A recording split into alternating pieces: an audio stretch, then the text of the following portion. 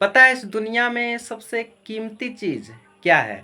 हो सकता है तुम्हारे हिसाब से वो टाइम हो या फिर कुछ और, बट मेरे हिसाब से एक ही चीज़ सबसे कीमती है और वो है तुम्हारा फ्रीडम, तुम्हारी आज़ादी और तुम्हारा एक्सपीरियंस, जिसे पैसे देकर कभी भी नहीं खरीदा जा सकता है, जो कि प्राइस लेस है। इसे मैं तुमको एक स्टोरी से एक्सप्लेन करता हूँ।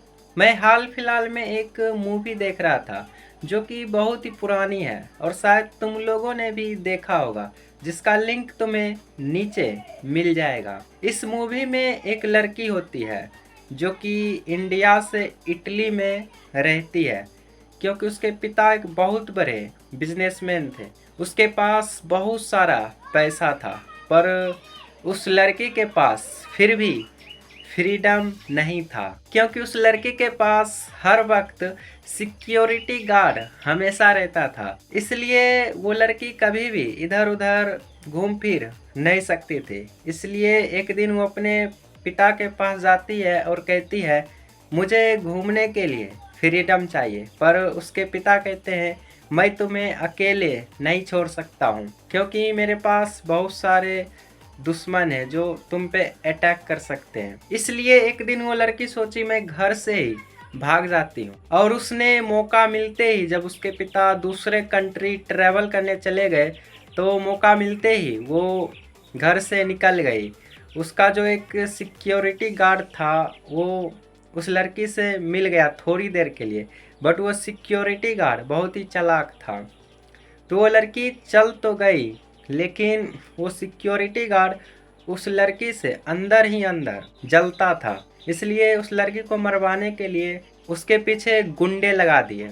और जब वो लड़की घूमने के लिए इंडिया आई, तो उस गुंडे ने उस लड़की का काम तमाम कर दिया।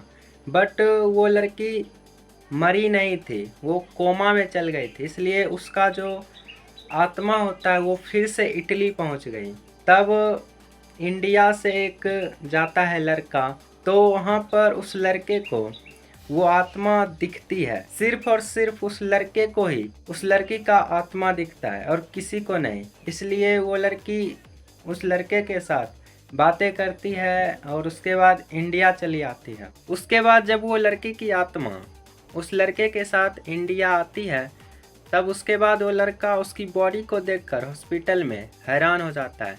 तब उस लड़के की आत्मा ने सारी बातें बता दिया।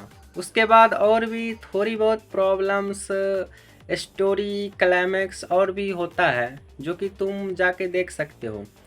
ये सब क्या हुआ? बस एक चीज़ के लिए, और वो है फ्रीडम, आज़ादी पाने के लिए। इसलिए मैं तुम लोगों से हमेशा बोलता हूँ कि जितना ज़्यादा हो सके मनी अर्न करने पर ध्यान दो, क्योंकि अभी तुम एक यंग हो और अभी तुम्हारे पास टाइम होगा, बट मनी नहीं होगा। तो अगर तुमको फ्रीडम चाहिए, कहीं तुम्हें घूमना फिरना है, तो उसके लिए तुम्हारे पास मनी भी होना चाहिए। तो तुम्हें मनी भी अर्न करने पर फोकस करना चाहिए, तभी तुम नए नए एक्सपीरियंस जुटा सकते हो और अपनी लाइफ में उसे यादगार बना सकते हो।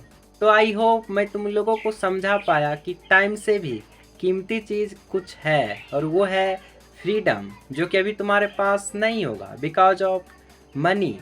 इसलिए अभी तुम अगर एक यंग हो तो जितना ज़्यादा हो सके मनी अर्न करने पर ध्यान दो और अपनी लाइफ में फ्रीडम की तरफ बढ़ते जाओ।